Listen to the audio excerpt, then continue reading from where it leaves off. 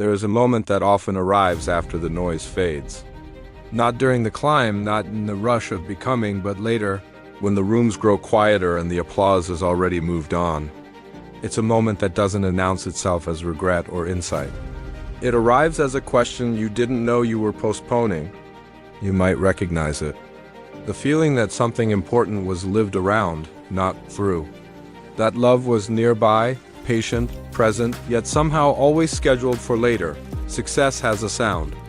It hums, it vibrates. It keeps you alert, slightly restless, always leaning forward. Love sounds different. It waits. And when you live too long inside one sound, you can forget how to hear the other. This is not a story of failure. It's a story of timing, of realizing something only after you finally have the space to feel it. There is a kind of loneliness that doesn't come from being alone. It comes from being surrounded by achievement while feeling emotionally unaccompanied. Not abandoned, just unattended. You may have felt it during quiet evenings, when the day's momentum has nowhere left to go. When the world stops asking and you are left with yourself. In those moments, love doesn't appear as romance or drama. It appears as memory, as faces that once waited, as conversations that were rushed, as pauses that were filled with thinking instead of listening. None of it feels tragic. That's what makes it harder to name. It feels reasonable, justified, necessary at the time. This reflection is not about a real man or a public life. It's about a symbol, a figure shaped by vision and velocity. Someone who believed deeply in building something meaningful and assumed love would understand the delay. Someone who thought love was patient enough to wait until success slowed down. There is an internal tension here. The belief that love will still be there once you've become who you need to be, that it will meet you at the finish line, impressed, relieved, intact. This belief isn't arrogant, it's hopeful.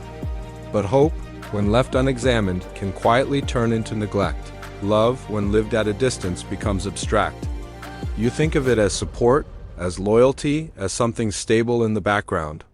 You don't notice how it changes shape when it isn't actively lived, how it grows quieter, less expressive, more careful.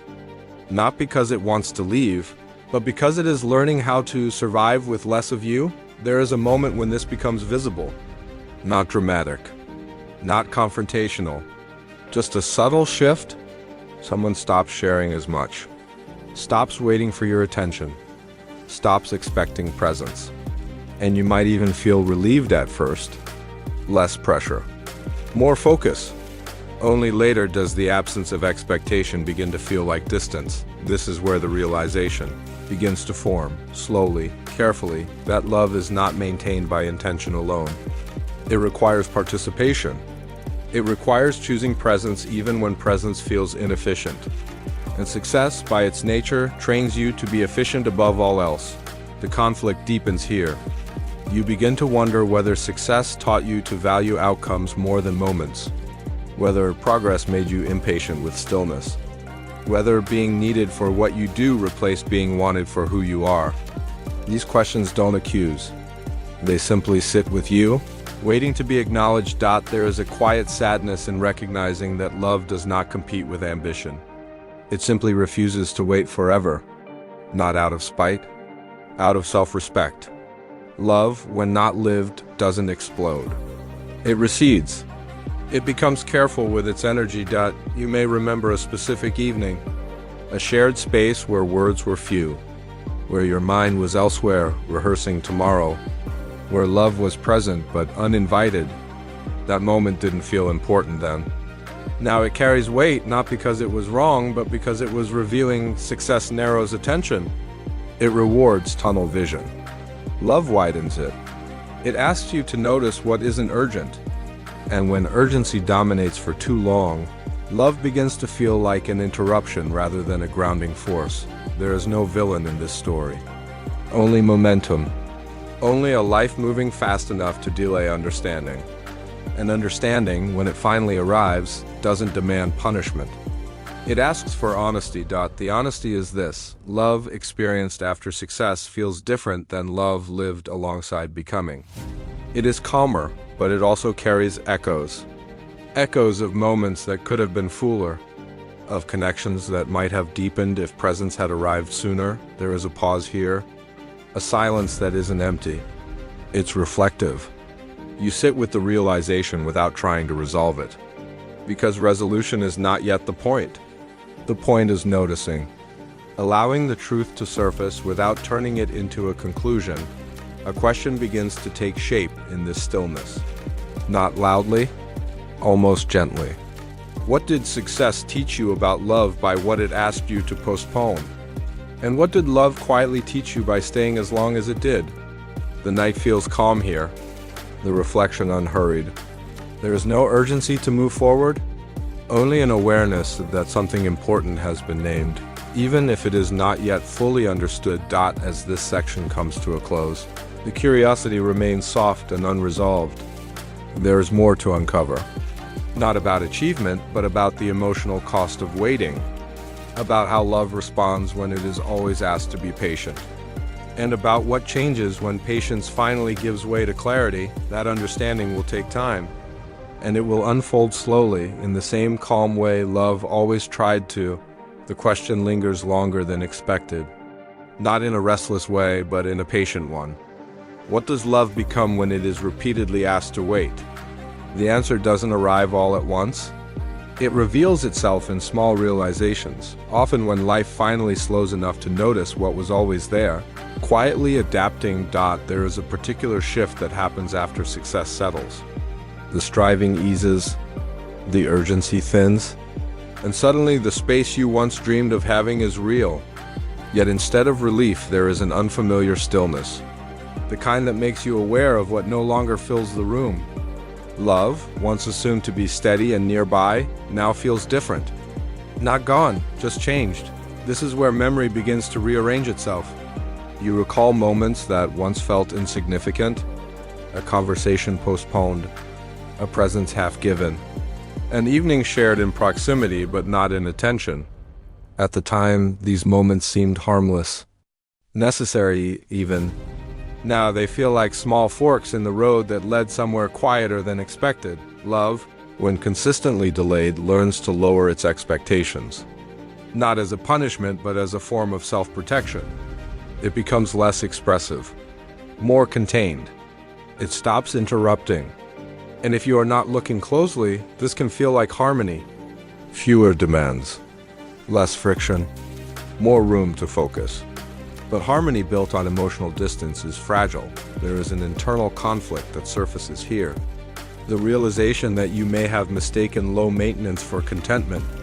That love's silence was not always peace, but adaptation. And adaptation, when prolonged, slowly reshapes intimacy. This realization does not arrive with blame. It arrives with humility. You begin to see how love was negotiating space with ambition, trying to remain present without competing. How it learned to speak more softly, hoping you would lean in.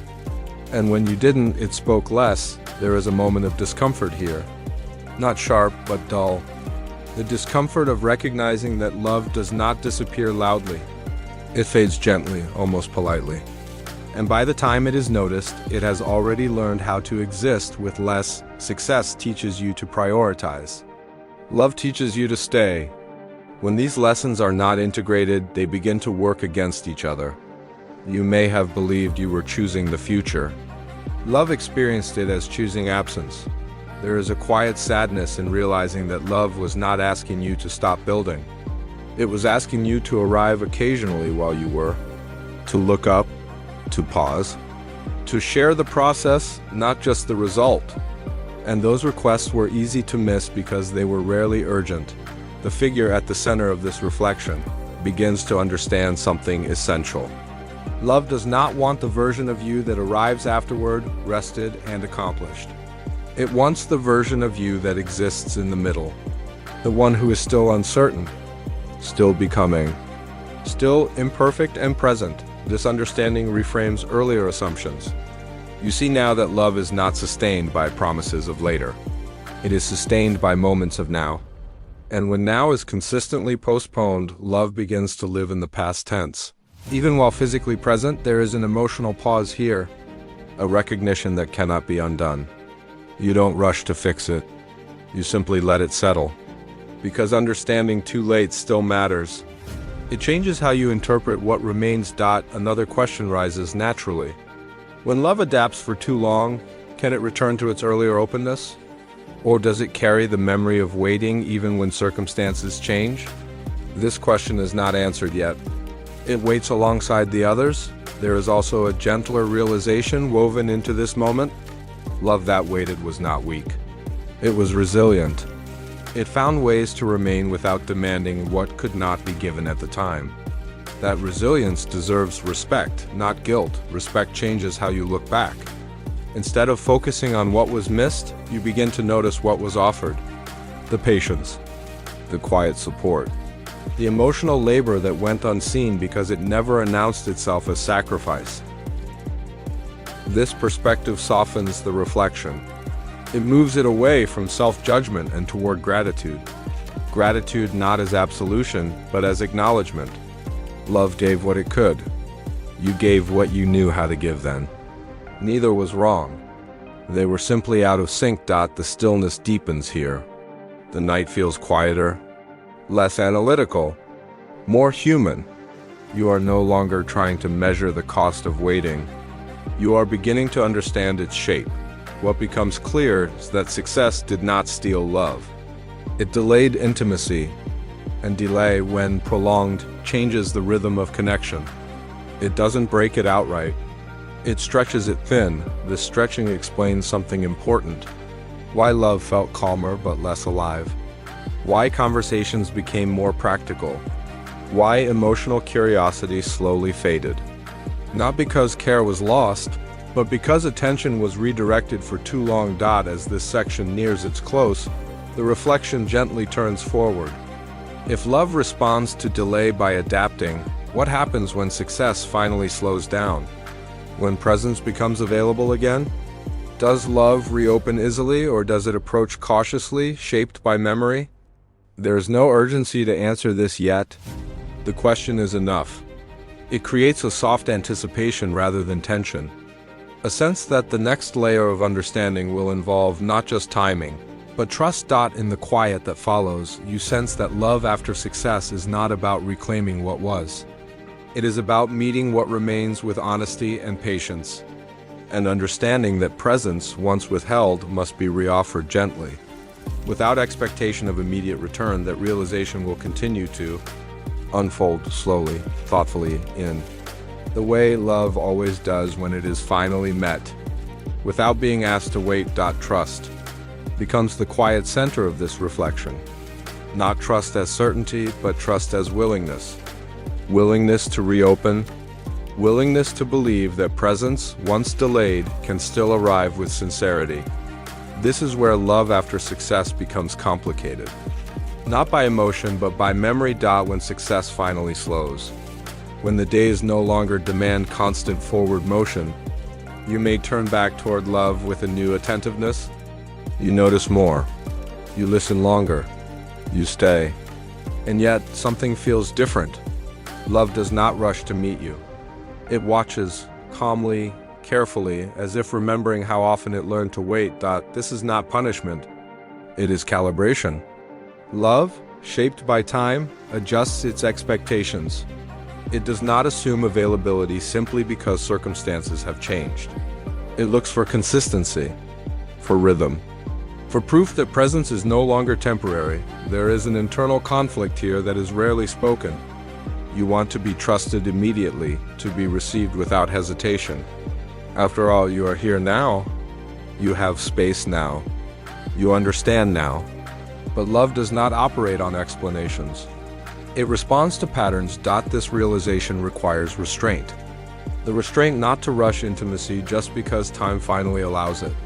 The restraint to accept that rebuilding trust is quieter than earning admiration. It unfolds in repetition, not declaration. There is a tenderness in this phase that feels unfamiliar. You are no longer chasing outcomes. You are tending to atmosphere, tone, safety, and safety is not convinced by intensity. It is convinced by reliability. You begin to see that love, once stretched by waiting, becomes sensitive to inconsistency. A missed moment carries more weight. A distracted response is noticed sooner, not because love is fragile, but because it remembers how often it adapted before. This can feel discouraging if misunderstood. But when seen clearly, it is an invitation. An invitation to practice presence without expectation of immediate reward. To show up without needing reassurance that it is working. Trust, in this sense, is not a leap. It is a gradual leaning. And leaning requires something stable to lean against. That stability comes from self-regulation, not performance. There is a philosophical shift here. Love after success is less about passion and more about patience. Less about chemistry and more about coherence. It asks whether who you are now aligns with how you show up consistently, not just when it feels meaningful. The figure at the center of this reflection begins to understand that trust cannot be fast-tracked. It cannot be reasoned into existence. It must be experienced. And experience takes time. Even when time finally feels abundant. There is a memory that returns, quieter than before. A moment when trust was given easily, without proof. When love leaned in without hesitation. That memory is not painful. It is instructive. It shows what openness looked like before it learned a caution. This does not mean love is closed now. It means it is discerning. And discernment is not distance. It is awareness shaped by experience. You notice how this changes the way you listen. You stop interrupting with explanations. You stop filling silences with reassurance. You allow space for love to approach at its own pace. This feels unfamiliar, but also grounding. There is an emotional pause here, a silence that tests patience. Not externally, but internally. Can you remain present without being validated? Can you offer steadiness without knowing when trust will fully return? This is where quiet strength becomes visible. Not in endurance, but in restraint. The restraint to stay without demanding emotional acceleration. The restraint to accept that love, once asked to wait, now asks you to do the same. Another unresolved question emerges naturally. Is patience after success different from patience during struggle? The answer is not yet clear, but the question reframes everything. It suggests that timing alone does not create readiness. Character does. Trust, when rebuilt slowly, changes love's texture.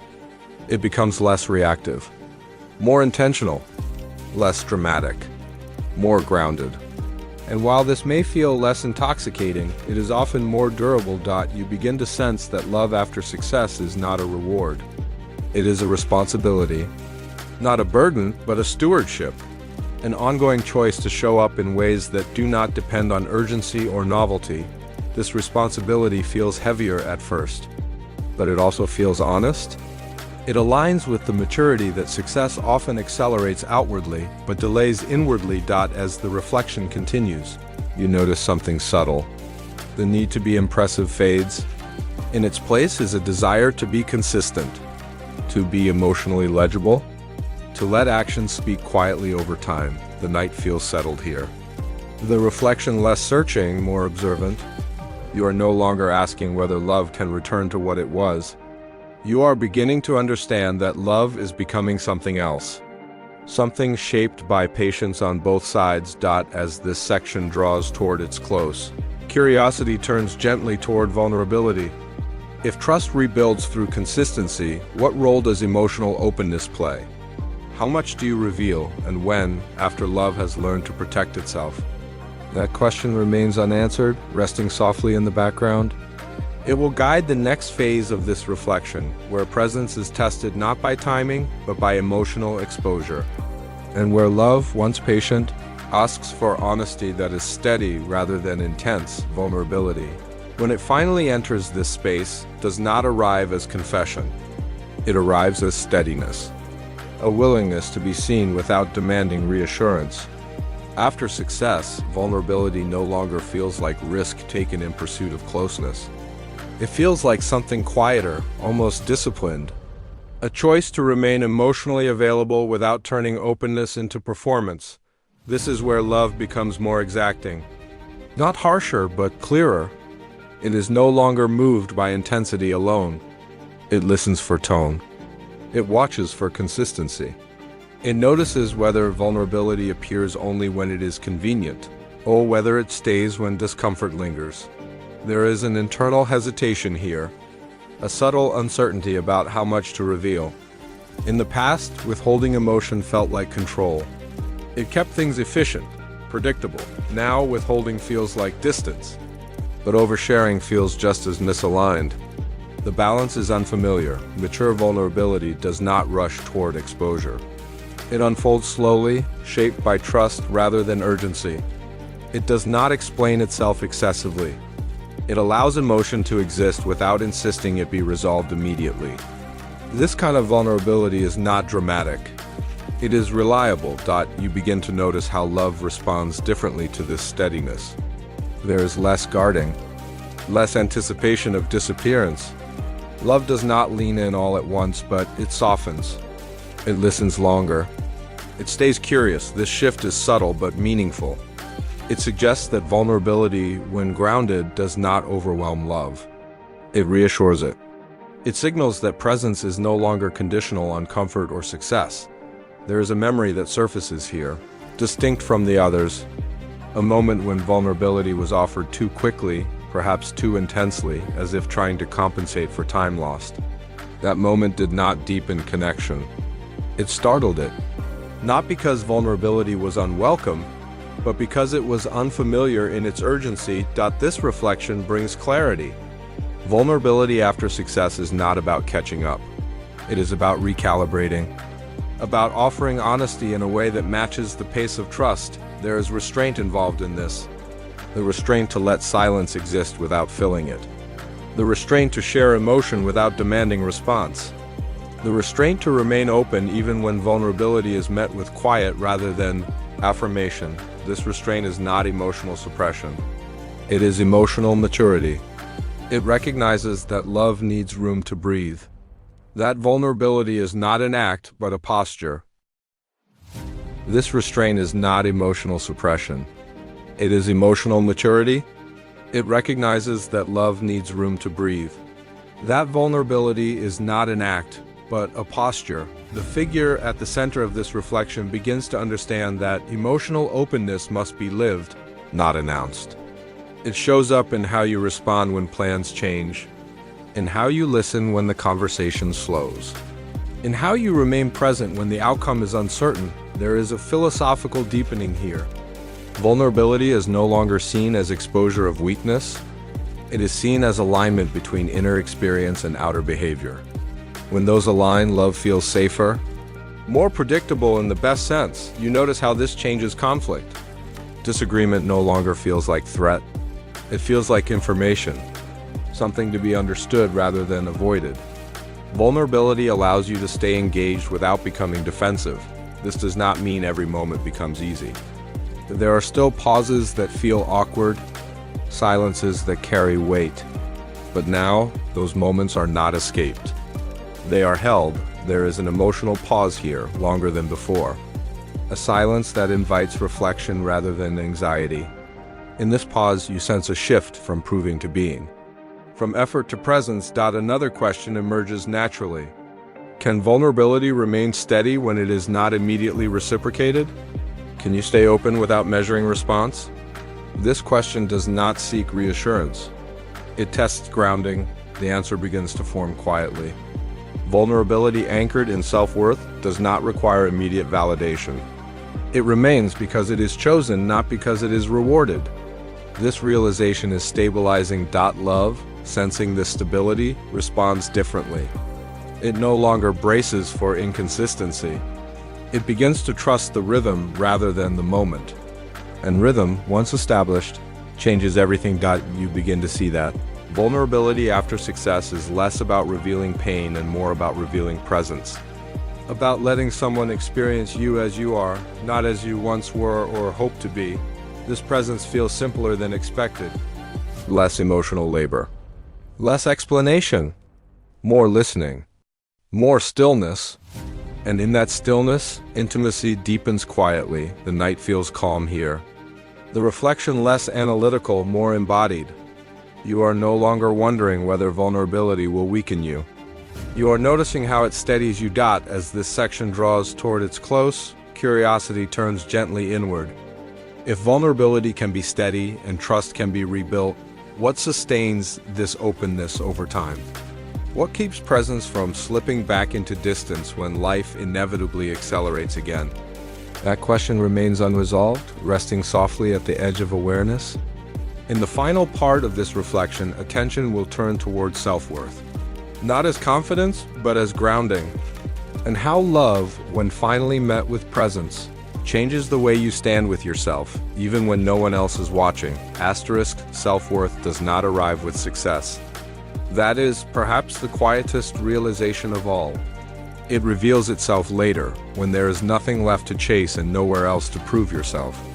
When love is no longer something you are trying to earn, repair, or reclaim, but something that reflects how you stand with yourself in stillness, after everything slows, you begin to notice how much of your earlier presence was conditional, how availability depended on energy, how openness depended on timing, how love was something you visited rather than inhabited.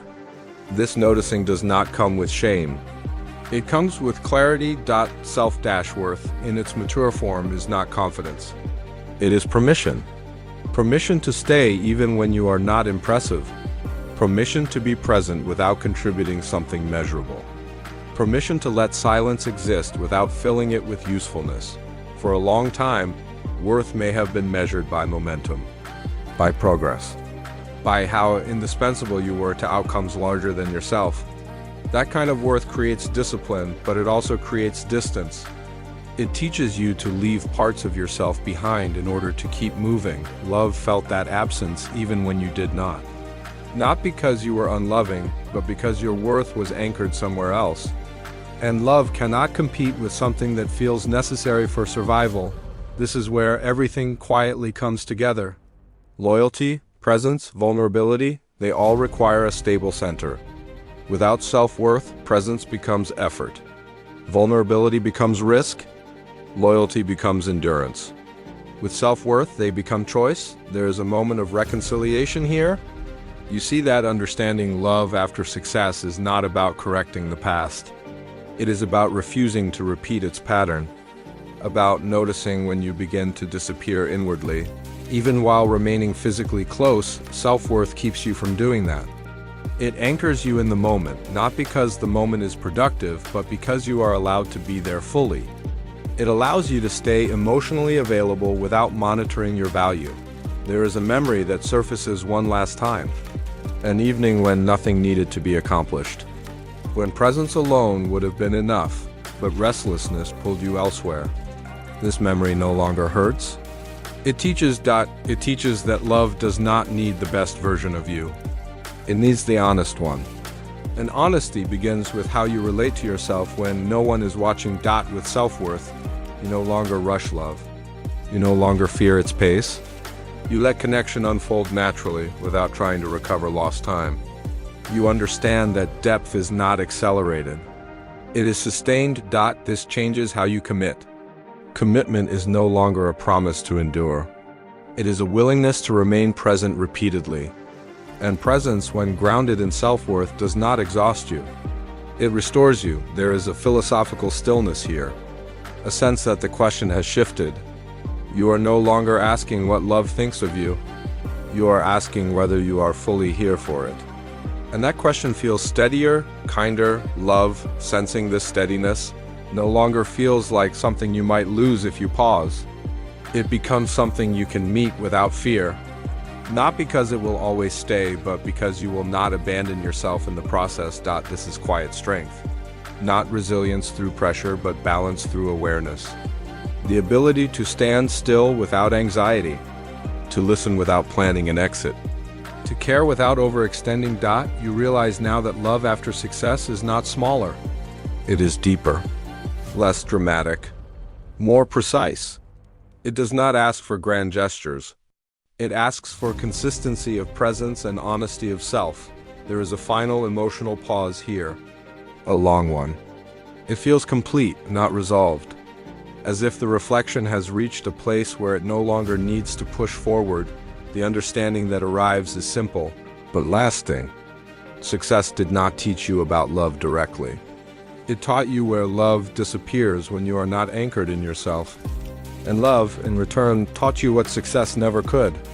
How to remain as the night settles. There is no lesson to apply, no action to take. Only an awareness to carry quietly. That love is not something you arrive at after becoming someone else. It is something you live alongside who you are. When you finally allow yourself to stay, and in that staying, self-worth does not need to announce itself. It is felt, steady, calm, present.